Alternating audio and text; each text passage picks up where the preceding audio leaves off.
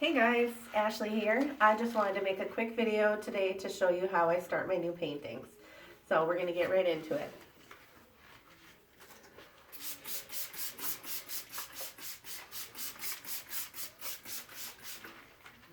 Alright, I'm just starting by spraying my canvas down with a little bit of water. And I'm going to put gloves on my hands because I'm going to be using acrylic paints and I don't want to get that all over my skin. Some acrylic paints are toxic. So I'm just going to rub the water around a little bit.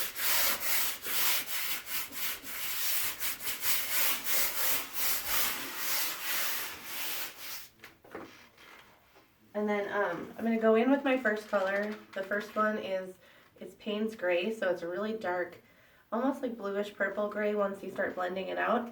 But I'm going to start, and I'm just going to make a few brush strokes.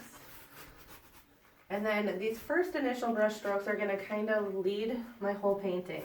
So what I do here is going to still show up later on when I add more coats of paint on there. So I'm going to brush some of this thicker paint out.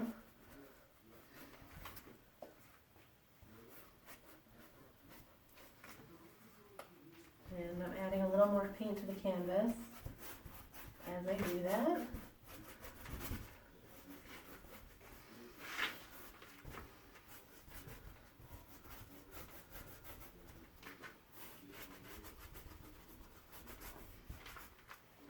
All right. So then I'm going to go in with my second paint that I'm going to use, and this is just white, so I put it in a little cup to make it easier for me to keep reapplying rather than constantly going back to my palette on my table. So I'm going to just, I'm working the brush in a lot of different directions so that I can make sure that I don't miss any spots on the canvas. Because the canvases have a little bit of texture to them already, so if you're not careful, you can miss some spots. And since I'm doing mostly a white background, it wouldn't be as noticeable, but say you're doing like a gray background or something, then you would definitely see where I've missed the spots. So I'm going to just keep applying some of this, and you'll notice I'm avoiding the areas where I put the Payne's Gray, so I'm trying to stay away from these areas for right now. After I get mostly white on the canvas, on all the blank spots, then I'm going to go in and start blending out some of that Payne's Gray. So you'll see that here in just a few minutes.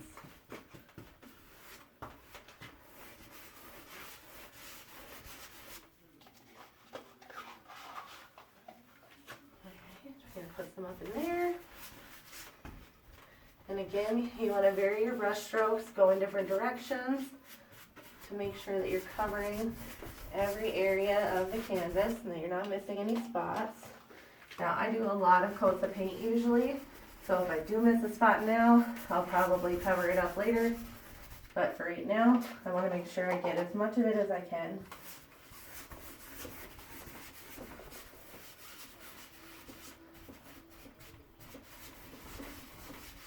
And it's hard to see, I'm sure, on the camera, but where I'm at, since the paint is wet, I can see where it is and where it's not. So I have a little bit better view than you guys do at home. But yeah, I'm just making sure. And we're almost done with the white here for a minute. Some there, some in there. Now my canvas is on an easel, so in order for me to get this bottom little area, I kind of just have to push it up over this lip here, or else that part will be naked and have no paint on it. And we don't want that.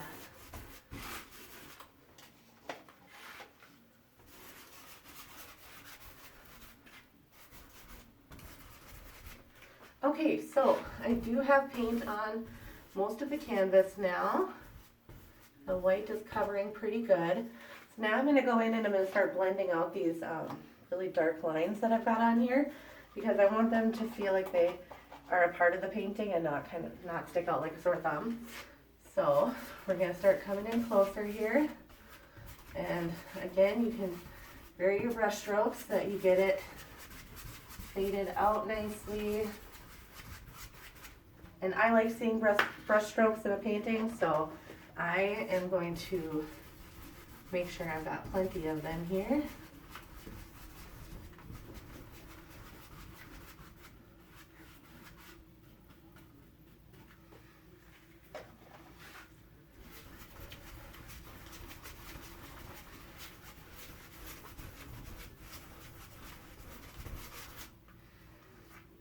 And so you can see I'm just incorporating that paint spray into the painting.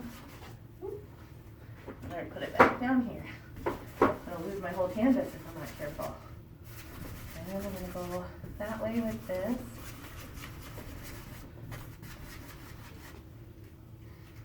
One thing about these brushes, I really love them. They lay paint down really nicely. However, if you're using them for a long period of time, they kind of make your hand cramp, like right here. So with this much brushing that I'm doing here, my hand's getting a little cramped, but it's not that bad. So, and other brushes do that too. So it's not just this specific brush that I'm using right now. It's really all brushes that I use. So sometimes I'll vary, I'll change up how I'm holding the brush, just to make sure that my hand doesn't get too tired. Right. And I'm going to bring some of that color down to the ends because nobody likes a completely white background, or I don't anyway. And let's be real, it's all about me right now.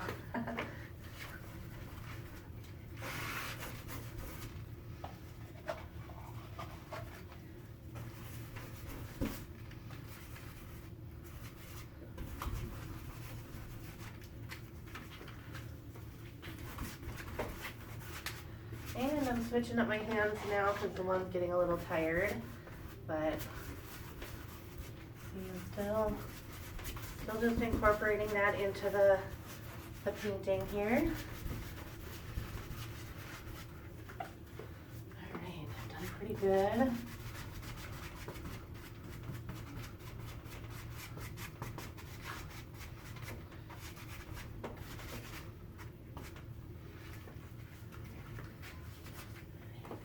Going to put in the white again.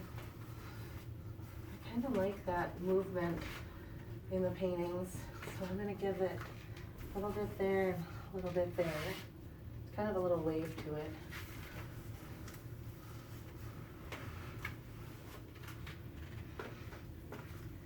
And there. All right, so now I have a ton of white here in this cup.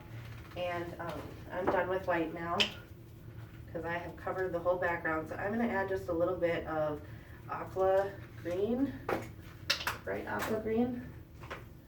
And I'm going to use one of my palette knives here to stir it up a bit. So you can see, if you can see that. And then, so I just have a really nice light green.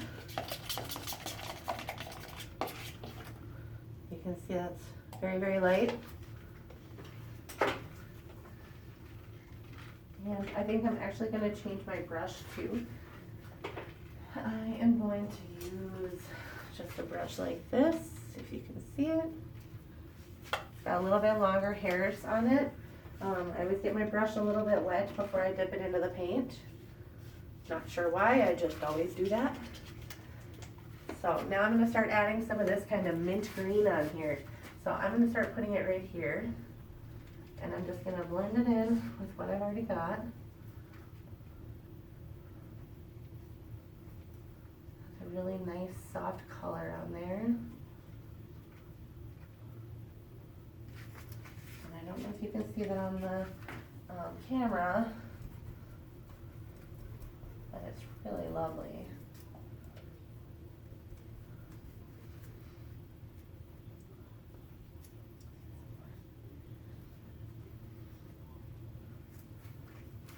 And some right here.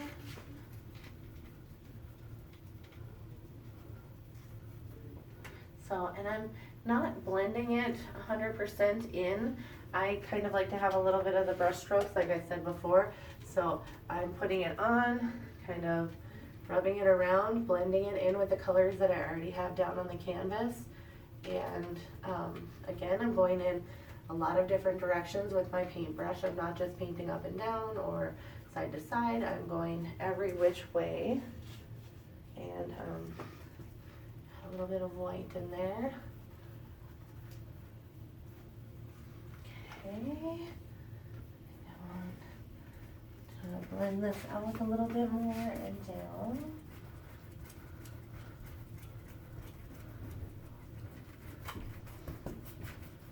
So it is okay to leave brush strokes if you think that that makes it that your painting's not going to look as nice. Don't believe that. I really love brush strokes. I think it makes it look more authentic. So if you're looking for something that actually looks handmade, brush strokes are a good way to make sure that you can see that it's handmade. I know they can duplicate it pretty well in a lab and stuff like that, but there's nothing like the original. The next color I'm using is a blue color, and again I'm mixing it in the same cup, so I'm mixing it in with my green and my white that I had in there previously. And this is a really bold dark blue. It's lovely. And I'll start putting some on, and I'm going to overlap with my green that I've already put on. Sometimes I like to use my hands to make my edges a little bit softer, so I'll blend out with my hands a bit. I touch myself with that. So then I think I need some down here. So it's really hard sometimes when you're working on such a large scale to find balance in your paintings. So a tip I have for you as far as finding balance goes is to step back every now and then and look and see, you know, are things looking the way that you think that they should be looking right now at this point. So I'm actually going to do that.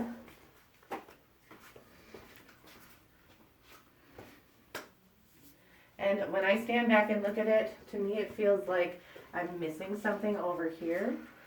So I am going to take my Payne's Gray that I had on earlier, and I'm going to darken up this area right here a bit. And I might darken up this a little bit too here.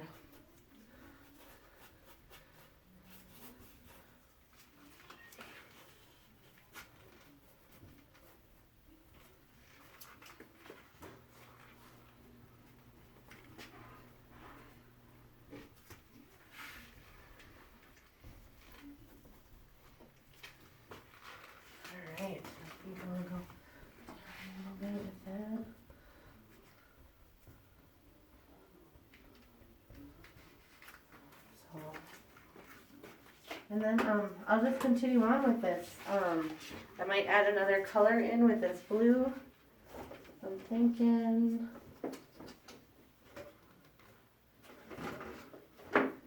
maybe. Actually, I'm going to skip that, and I'm going to leave that blue for a little bit later. Don't throw out your colors as you're going along, because you might want to come back to that same shape that you already had. So that's why it's really nice when I use these little Tupperware containers, because then I can just put the lid back on it and then I can come back to it later and use up the rest of the paint. I don't like wasting any paint. So now I'm going to add just a little bit of like a baby pink kind of color.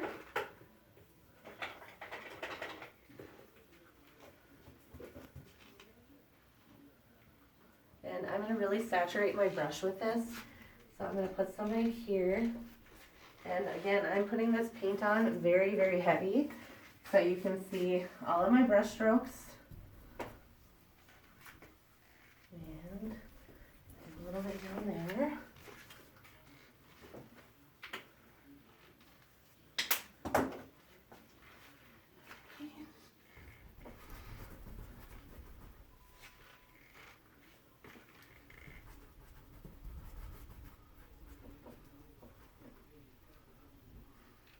And make sure when you're doing this that you're using colors that work really well together. So you don't want to use colors that are going to not be complimentary. For some reason, I can't think of the word for that right now. But it is 10:30 on a Friday night, so please forgive me. So I like making unexpected marks like that. I like being bold and having certain things stand out. So now that I've got a few layers of paint on, I'm going to go back in with my Payne's Gray, and I'm going to make some more marks here to kind of show you the flow of the painting. And then some of this will get covered up later, some of it won't. So you really, I mean, at this point it's so early in this painting that I don't know what's going to happen with it later on. But you can get a good idea. So I think I'm going to leave it here for now. I'm going to let these coats of paint dry and then come back to it a little bit later. So I hope you enjoyed this shortish tutorial, and I hope you all are staying safe and healthy right now. And I brought my gloves, but I'll talk to you soon, I hope. Bye.